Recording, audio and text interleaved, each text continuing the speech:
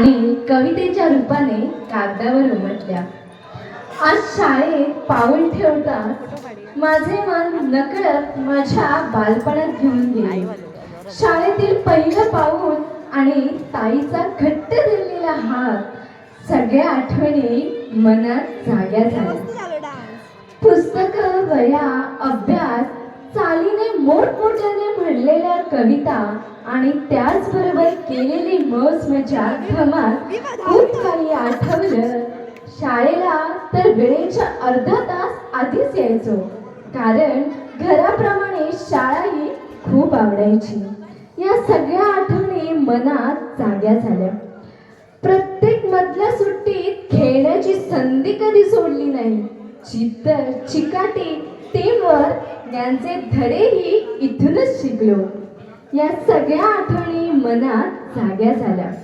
Tandel sir आणि तांबे सरांनी शिकवलेल्या सर्व गोष्टी आठवतात।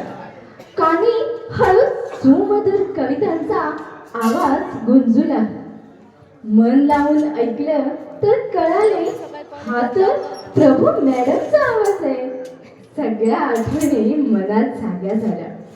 प्रत्येक स्पर्धेत सहभागी व्हावं असं योगदान देणारे सातपुते सर, सरांचे नाव ऐकताच अजूनही थरथरायला होतं, कारण शिस्त आणि संस्कार यांचे बाळकडू त्यांनीच दिले।